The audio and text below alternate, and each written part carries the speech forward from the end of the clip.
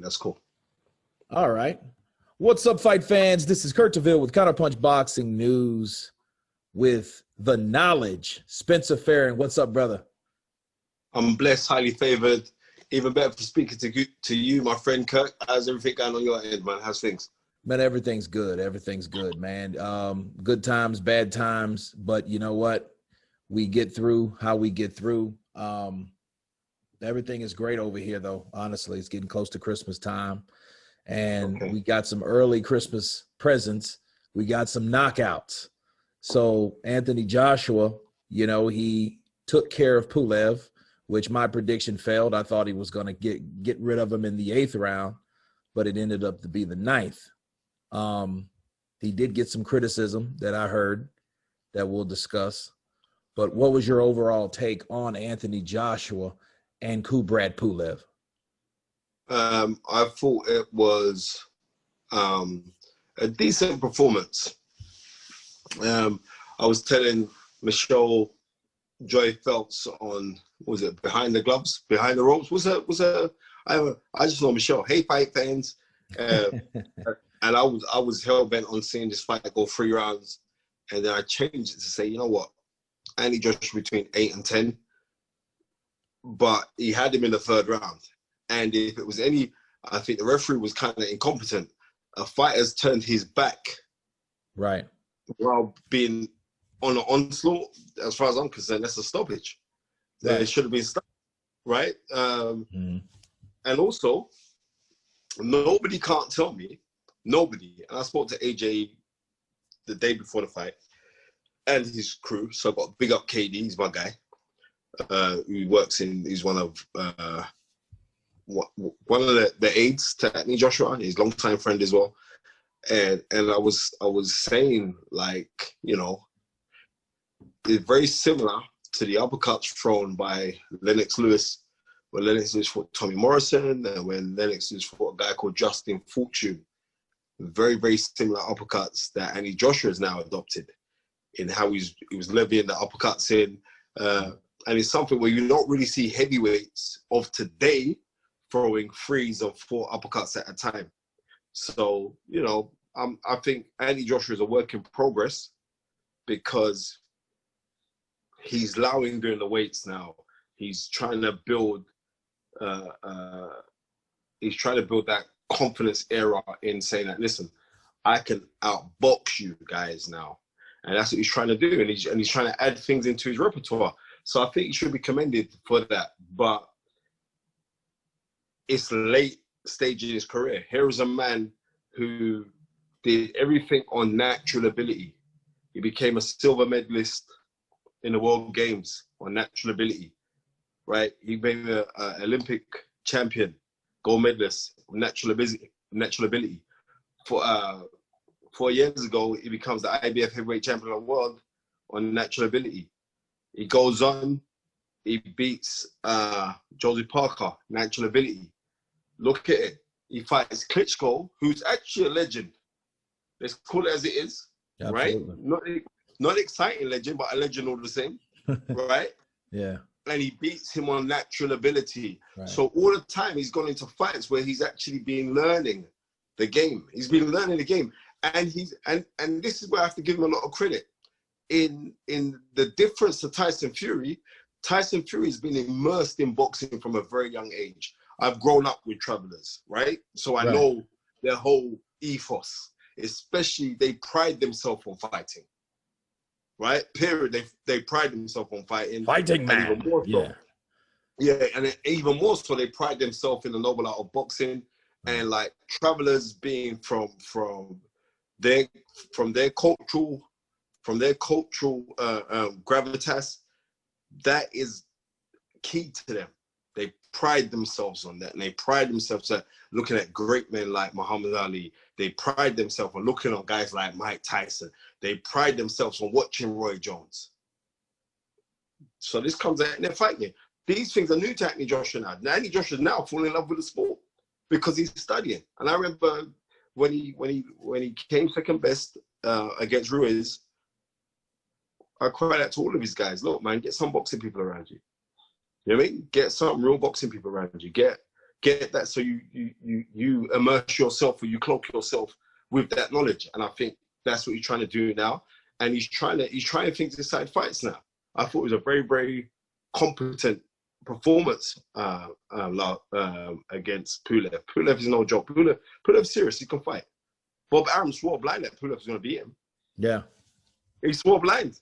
And I was saying, why would you even want to say that? Because, you know, like, that's going to mess up the money because you got Tyson Fury. But no, he really did believe it.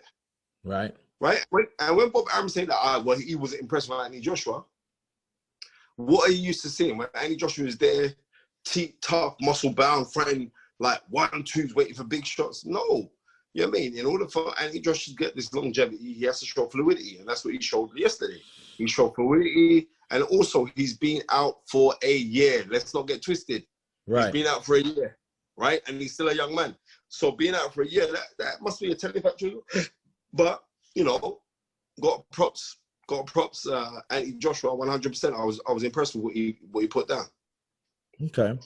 So do you think there's anything that Anthony Joshua could have worked on? What would you rate Anthony Joshua's performance from either 100 to 0 or A to F?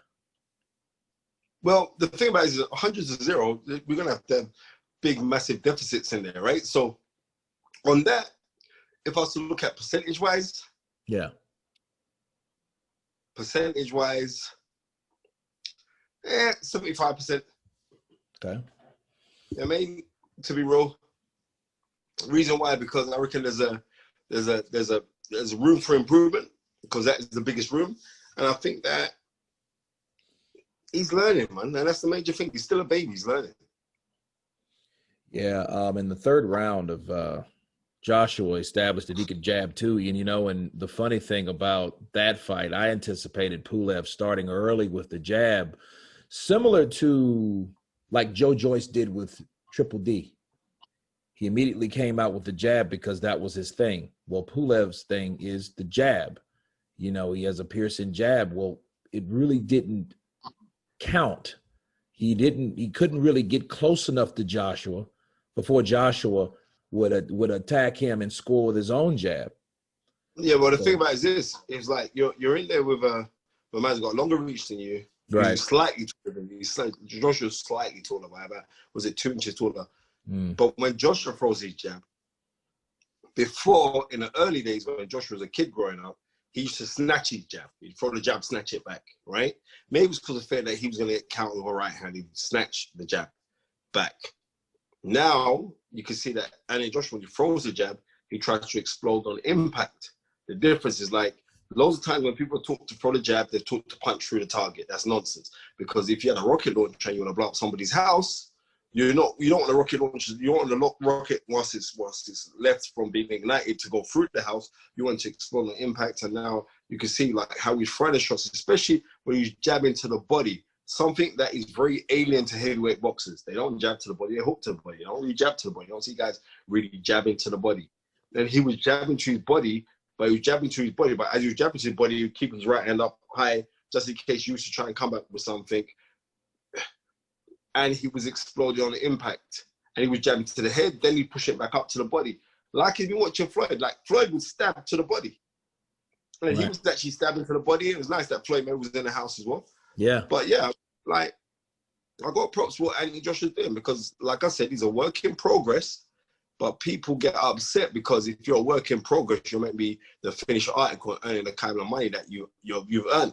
But we've got to take it as it is. He's a work in progress, and he's improving to me. Not the finished article yet. He's improving. And that's what I felt good about watching what he did yesterday. Gotcha. Now, in the third round of that fight, we seen Joshua roll. He rolled with that jab, with a pull counter, you know, and that's something also similar that I see Floyd do a lot when he jabs, he pulls that counter and then he throws the right. And it was very, very impressive to see him do that. That's 1 second. I'm getting a phone call from Andy Joshua's guy now, David. I'm going to have to ring him back. Don't worry. Go on, mate. Sorry, brother. No worries. Sorry, man. That was Andy Joshua's right-hand man. All right. Okay. But I seen Canelo do that also. So you mentioned that right uppercut looking similar to Lennox Lewis. I'm also seeing shades of like Canelo in there. When he fought Cotto, he would roll with the punch and he threw that right. That's what caught Pulev in the first place to make him turn all the way around. And by the way, you never do that in a fight. So I don't know what Pulev was thinking. As experienced as he was, what made him turn his back on AJ? The power of AJ. That's why you're dealing with a tough Nigerian, right? Even though he's born in Great Britain, these guys eat a goose and pepper soup, man. Come on, man. These guys are tough guys, man. These guys eat food, pounded yam. Them things make you strong, bro. Right? So I'm saying it was a lot because Pulev is no mug. He's only got one loss in his career. That was against Klitschko, and even then he was as game as anything. But and lots of people were saying like, it's going to be the right hand, it's going to be the left hook that finishes him when Joshua hits him with it. No, Joshua doesn't throw the same left hook as a Vladimir Klitschko. Vladimir Klitschko throws an elongated left hook. And Joshua throws a left hook where it's more close counter, so it's more up high guard, so you can't throw your shot over the top. So it's a different kind of left hook. And also when Klitschko throws his left hook, he doesn't lean into it, he leans back with it. So he'll jump in and throw it, but he's still leaning back because he's scared of being countered because the rumors had it they had a susceptible chin, right? So it's totally different. But I knew when Joshua said, like, hit with that right hand, then see it. And I'm saying for him getting that win there, I think he still had questions, you know what I mean? Because people have been very, very critical of his last performance that he had last year, December, against Andy Ruiz. You have to remember what kind of mental demons was Anthony Joshua facing at the time when he was fighting then, knowing that, I just got knocked out by this guy. Well, I got stopped by this guy, you know, and he fought a totally different style that he's not used to. You know, he did, could you imagine Jay-Z trying to sing like Michael Jackson? Impossible. You Very difficult. Yeah. Right. They're both bad, but that's what he did. Anthony Joshua completely changed his style of boxing, right? Where he must have watched a lot of Ali, right? So for him to go do that, then that's amazing. That was like, you know, Rocky Balboa being trained by Apollo Creed. Yeah. Fighting Clubber Lang in a rematch. Yeah, in Rocky 3. You ain't so bad. Right, exactly. So these are the comparisons. So I have to props what Anthony Joshua is doing because he's trying to grow. He's trying to evolve himself as a fighter. So because of that we have to support him. And not only that, that was a very good performance yesterday against a very game-capable man. Right. Yeah. What did you think of the performance? I think it was good. I think it was a hybrid of the style that he used with Andy Ruiz in the second fight and the other part of the massiveness and the intensity that he used before. I just seen he was smaller than he was, but he wasn't as small as he was this time last year when he fought Andy Ruiz. So in every category, he was basically he was adjusting to what he could use and what he learned with that fighting style, which he wasn't accustomed to, you know, until that fight to now, but he wanted to be more aggressive. So I think, like you mentioned, the demons, you know, I think what it is, a lot of people thought that Anthony Joshua wasn't really there mentally like he was before. He wasn't back until he got a knockout because he was used to knocking guys out and taking their head off. But in this case, he proved that, hey, I can box and I can take your head off. So he showed different dynamics in there, you know, so it was a little bit of the new and a little bit of the old. And I think they came together. Now, were they fully together? You kind of seen it was times where he was actually trying to, you could see like, okay, should I be aggressive or should I attack? You know, so it was times where I think that maybe another more fight or two, he may get into that full progression of that change that he's looking for. Well, what I'm saying, I like what I saw from Josh. I mean, he's fights on the TV right now. But if I turn around the camera now, they'll do you for copyrights infringements. So, oh yeah, that get yeah. We don't need that. No. But it was a good performance. Yeah, you know, so I'm saying I thought it was a good performance. So how would you call it right now? Because seemingly it looks like it's Tyson Fury. When Bob Arum said Monday morning he's going to be in talks. Right. He's going to be in talks to Eddie Hearn and all the rest of it.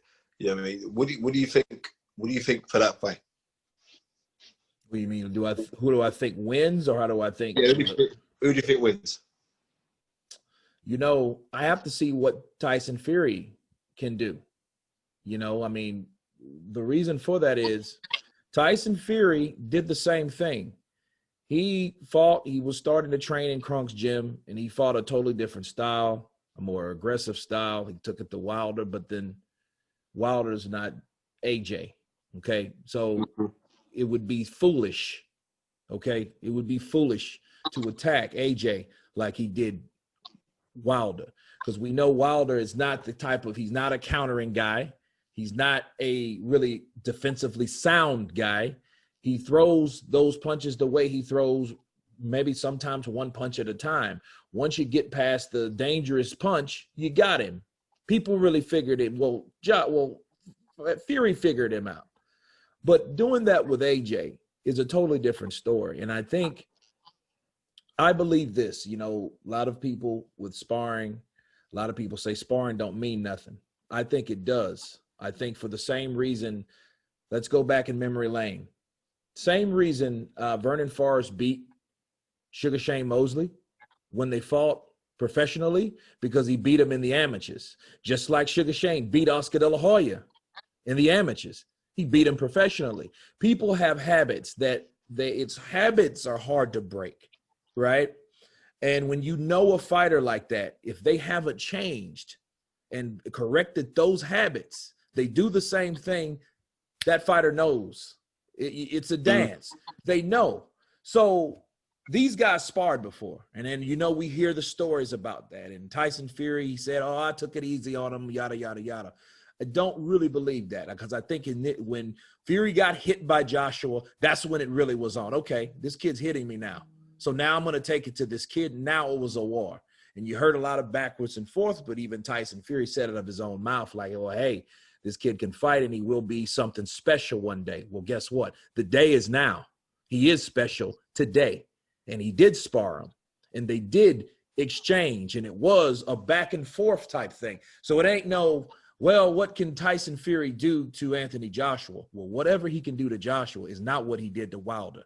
And that's going to be, for me, a 50-50 fight. But I still need more evidence. What? I need to see what Tyson Fury can do.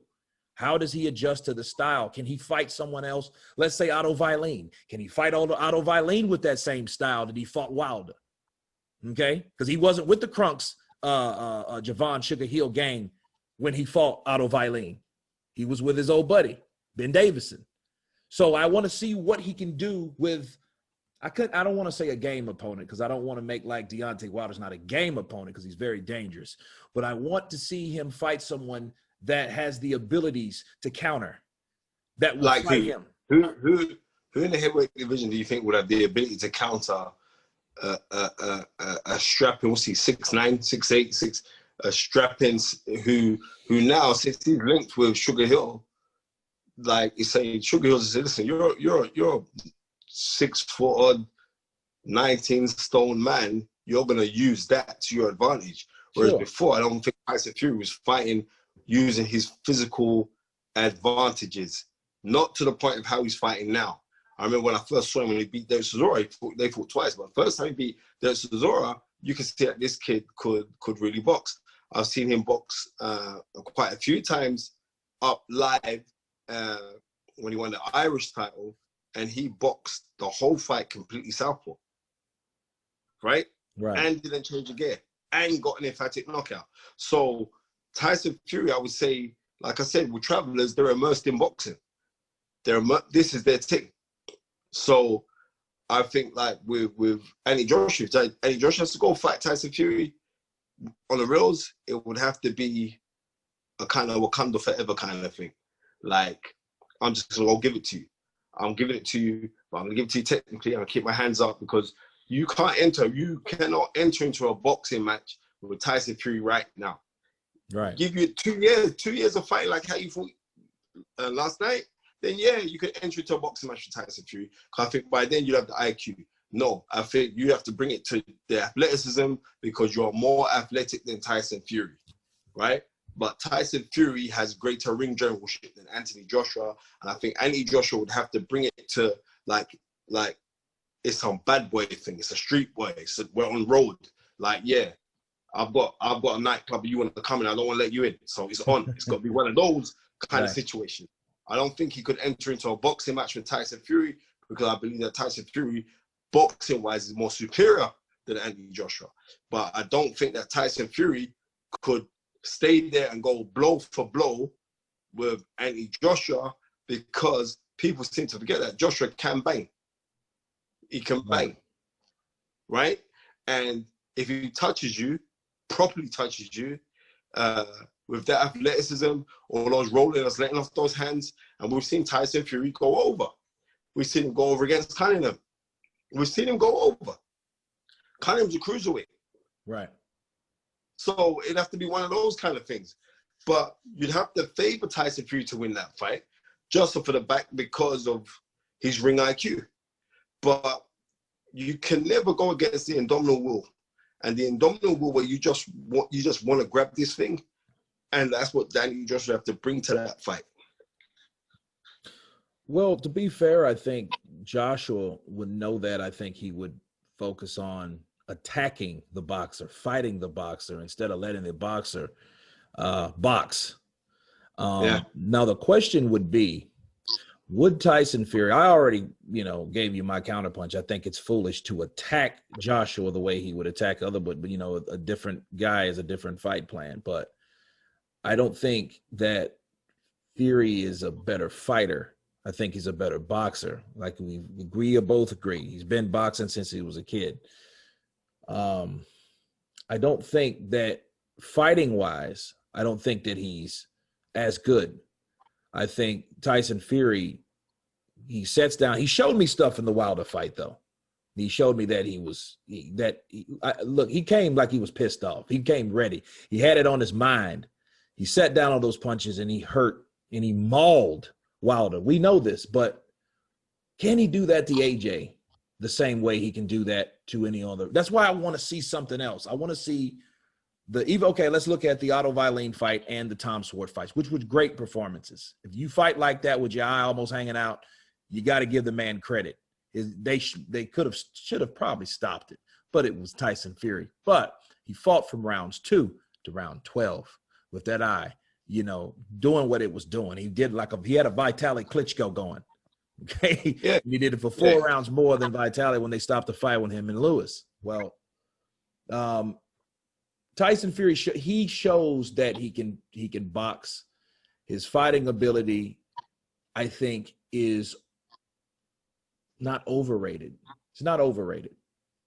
But I think it's not as good as someone like Joshua, because of Joshua, he does like throwing combinations. Boxing wise, I don't think Joshua can deal with him. If it was a chess match, like let's say if it was like a Parker style, a JJ Parker style fight, I don't think Joshua would favor that fight. No, and I agree with you, and that's why I know it wouldn't be that type of fight. You'd have to go and say, right, I'm gonna put it on you, and that's it. That's what you'd have to go do. But then even doing that, boxers enjoy when guys come in to aggress at you. They enjoy that because he's got very elongated arms. It's pop that jab and that herky-jerky movement of Tyson Fury. That shuffle. Like, come on then, right? It's gonna be hard to break that. But I do know how to break it. I do know how Anthony Joshua could break that.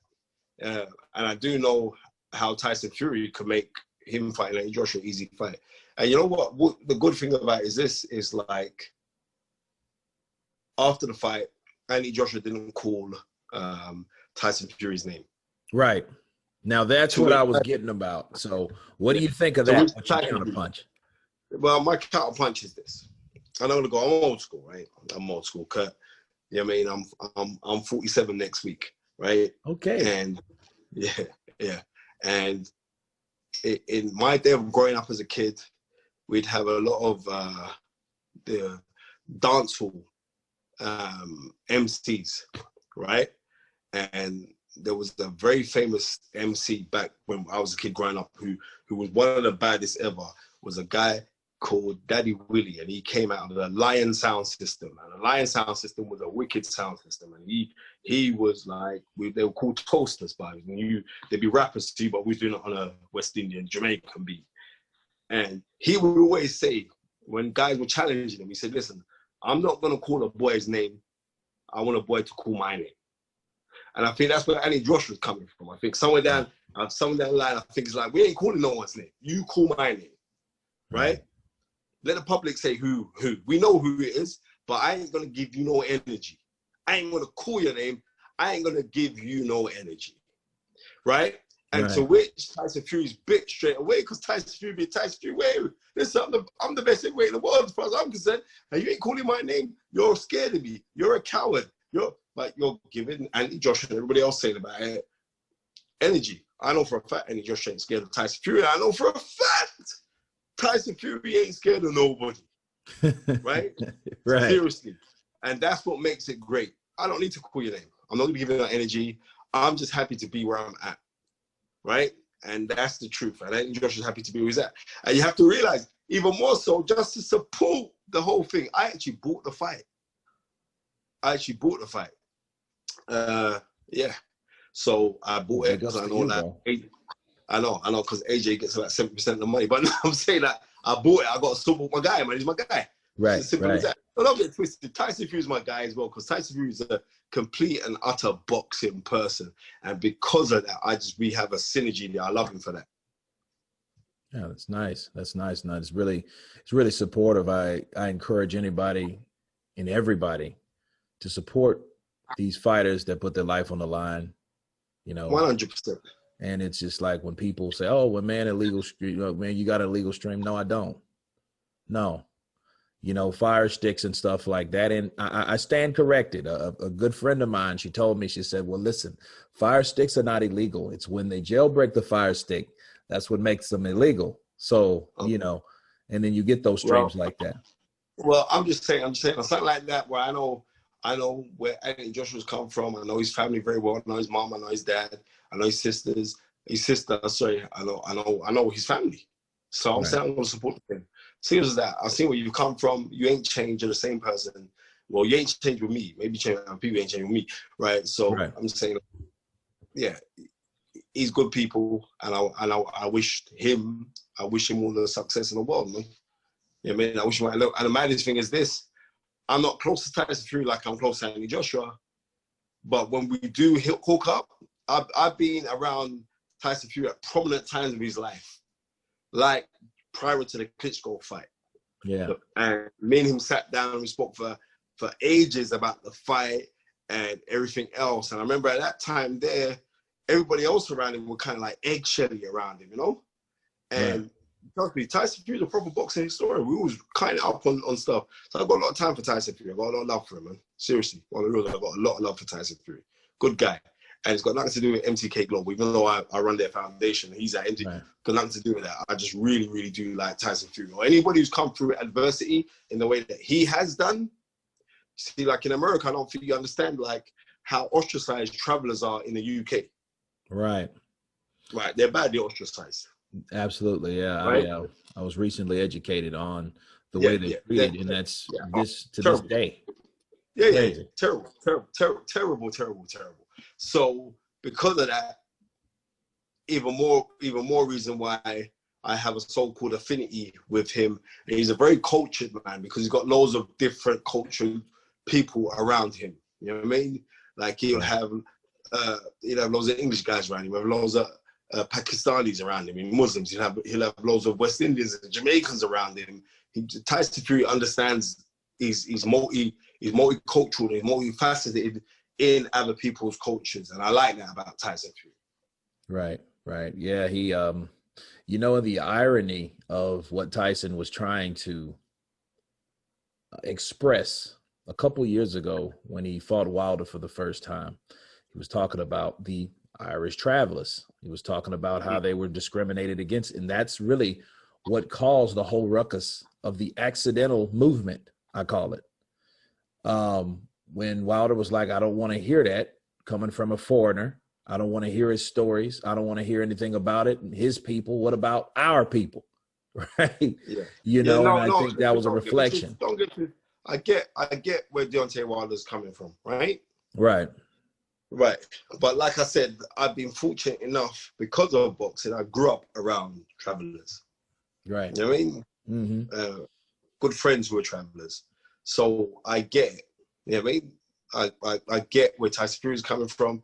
And come on, let's be real. You know, I'm a black man and I'm an outspoken black person as well.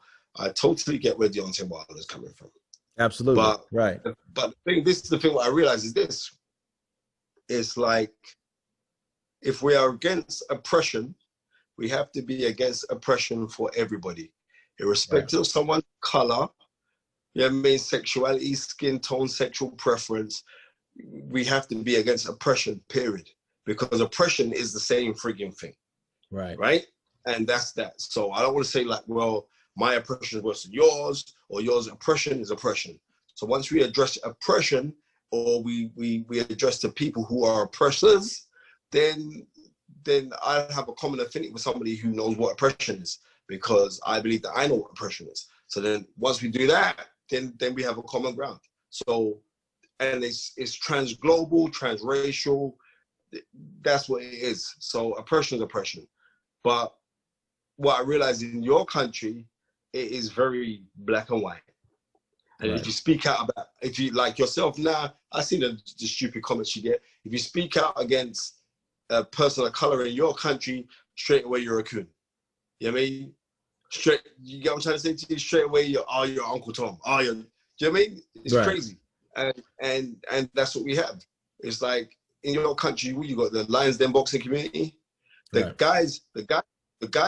real guys who are behind it, who they're really intelligent men. They're really smart guys. They're really, we set this thing up because we believe that a lot of the black fighters weren't getting a fair shake, or they didn't have a platform to go talk on and blah, blah, blah, and all the rest of it, which I get. I totally get it, right? Right. But if we're doing that solely, then we're being the same division which we're complaining about. We're adding that same division within ourselves. Right. That's what I'm talking. And I got a lot of love for black fight fans too, like black fight fan and boxing blue bloods. Those guys, they're the realest guys. I'm just telling you the truth. Right. They're just real guys. But what I realized that you get so many, and it has to be, well, this is black and white, this black and white, this black and white, this black and white, this black and white. It's bullshit. People are people. I'm being real. You know what I mean? Some of my closest friends, who I love emphatically, happen not to be the same skin tone as me, and they are not the same religion as me. But it don't make no difference to me, because energy goes where it flows, and I keep on saying this, and you can feel someone's energy. Good people are good people. You know what I mean? It's like, I would like, you know what I mean? It's so easy for me to say, oh, look, all white folks are bad. It's bullshit. It's not true. Right. You know what I mean? Absolutely. Because well, and if that is the case, then let's say it's the case, then I can say that I have been totally blessed to know some brilliant white people. You know what I mean? And that must be a blessing. So I've noticed in America, everything is black and white. You know what I mean?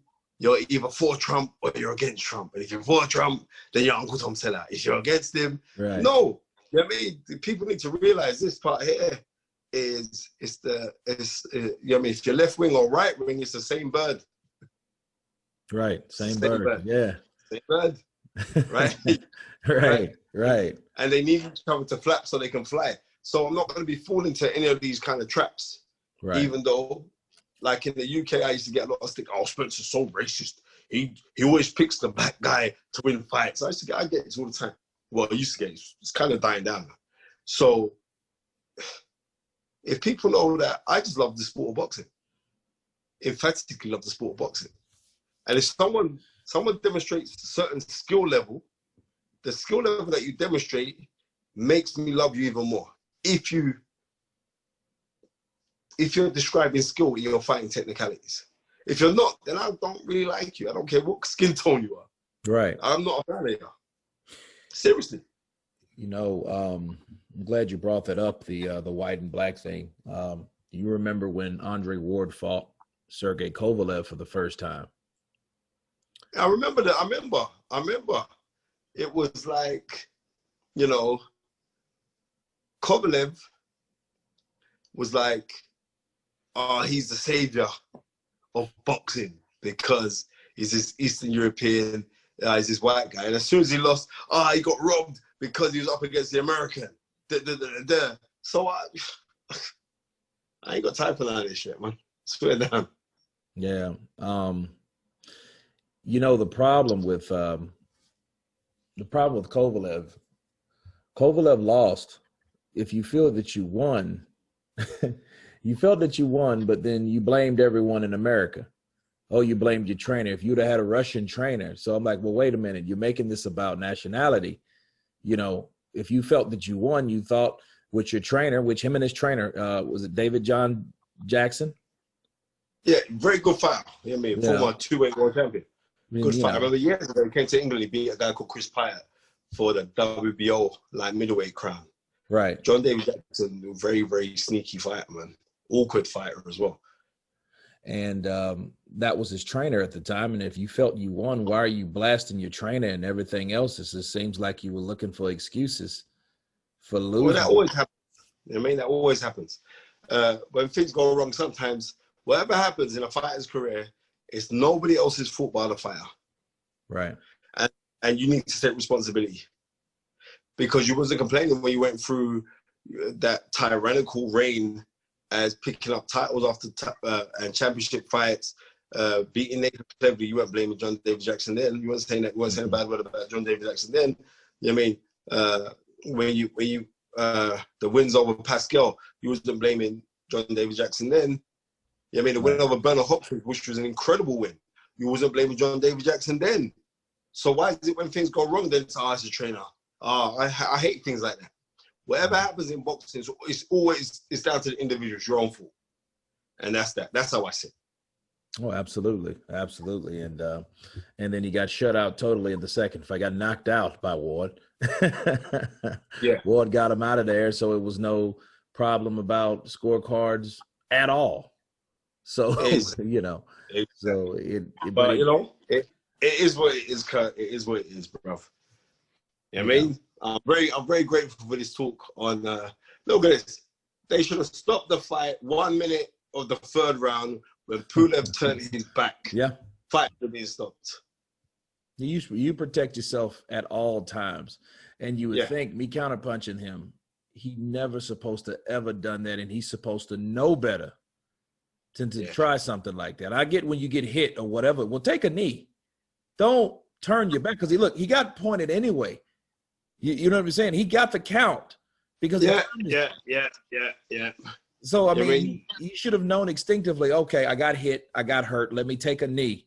Let the ref count. Not turn around and go to the neutral corner. Right. You know the game's kind of changed. And also to counterpunch that, you watched Joyce. I heard you just talk about. You watched Joyce versus Daniel Dubois. Right. Your honest opinion. Do you think that Daniel Dubois quit? Do I think Danny Dubois quit? I think he was concerned with his eye, and I think he took a knee and made a decision. Do you think that he quit? Tell the truth. Do you think he quit? Yes. Thank you very much. Right? He quit. I mean, he thought about his eye.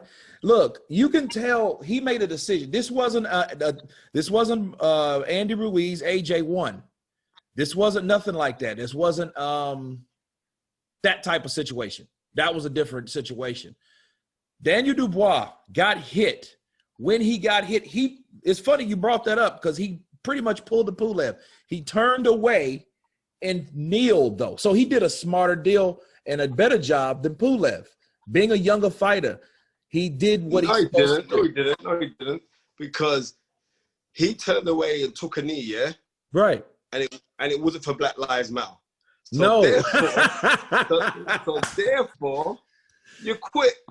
That is it, right? And the reason, and I'm glad I'm addressing this now, your thing, right? Because like I said, like a lot of people said I came in a very harsh on Daniel Dubois and I should be supporting him. He's a young black man and blah, blah, blah, and blah, blah, blah, blah, blah. And I should shut up, man. Let me tell you this.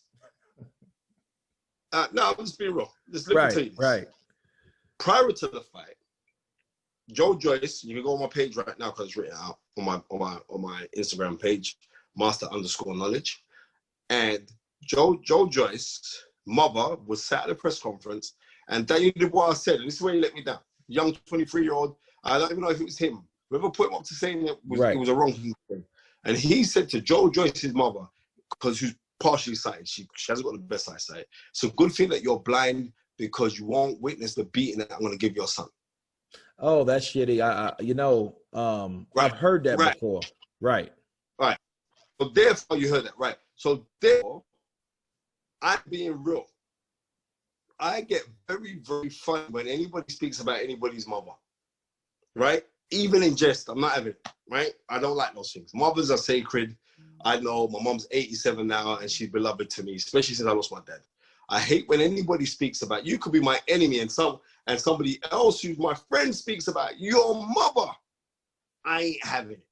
That's what I'm like. Right. So you said that, and I know it wasn't even down to you, because I'm not saying that you're not intellectual, but I know that you wouldn't have come out with that line. I know someone in your camp said, yeah, that's a good line to say.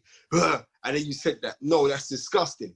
And the irony, it seems like God has a sense of humor because you're eyewitness. And then you took the knee, right? You took the knee and you wasn't thinking of George Floyd when you took it, right? So that is it as far as I'm concerned. Right. You know what I mean? I have no more to say on the case. You quit. And because you quit, I believe, I'm just saying, I'm not trying to write off any young person. I just believe it's going to be very difficult for you to come back from that. I do want you to come back, right? But I just want you to change your attitude on certain things, right? That's where I'm coming from. And I have no more to say on the case. Hey, counterpunch. I mean, it was absolute. Look, that was a terrible thing to say. Like you said, I don't believe he just thought of that himself. I mean, if you listen to the previous comments that Daniel Dubois, he never said no shit like that. Never. Okay. You know what I mean? So he never said anything like that. Whoever was the script writer for that, nah.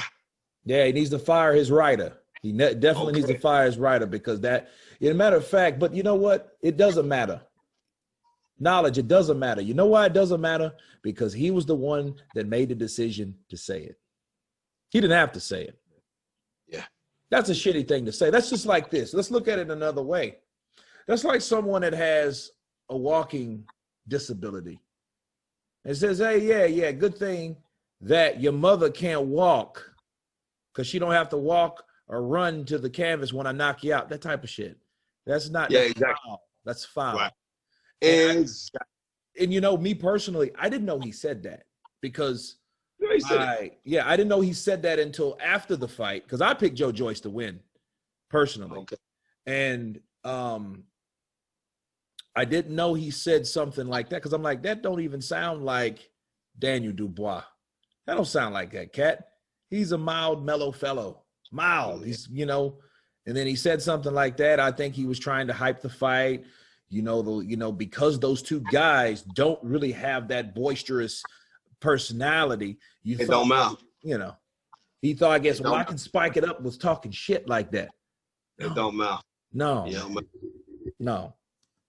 absolutely not. Yeah, he shouldn't have said that. But right, you said God does have a sense of humor, I believe, because now his eye and then moving forward, he might have some problems in the future. Because of his eye. Yep. So you're like, whoa, watch what you say. Yep. That speak it, believe it, you may deceive it. You know what I mean? Yeah. And that's what could possibly happen to Daniel Dubois, but I think he can bounce back. I guess, I hope he's not a case like Antonio Margarito or Antonio Margachito. What's his name? One of them. Yeah. Because his eye never was the same. So, that was a trip on Daniel Dubois there. But his mother, I like her. I seen that interview, and Yeah, she's a trip. I could listen to her all day, you know. Exactly. Yeah, I mean, that's what I'm saying. I'm saying, like, there's props to mothers. And I think it's, like I said, I got props Joyce and his whole team. You know what I mean? Props Sam Jones, who's a relatively new guy in it, but he always pesters me to know this, to deep up on his knowledge. All of those guys, I just props all those guys who are getting success and being genuine about their success. And that's the truth, and that's how I roll. It's as simple as. And that's my counterpunch with the great Kurt DeVille. Nice, man. I appreciate you. Bro. I know you got a lot to do today. Yeah, I got to make lots of phone calls right now, man. Oh, I believe you. Yeah, I believe you. You got some big phone calls to make, man. I'll let you edit. Well, thank you for coming on the show. Man, a pleasure. I love coming on your show. You know what I mean? Just keep on bigging you up. Keep on doing what you're doing. You know what I mean? There's some great fights coming over your way, and I'm looking forward to 2021 because I think there's some great fights to be made. So it'd be great to be jumping back on with Counterpunch with my brother from another mother, Kurt DeVille. Thank you, brother. And likewise to you. I will see you soon. And you've been counterpunched. Take care, bro. Okay, brother. Take care.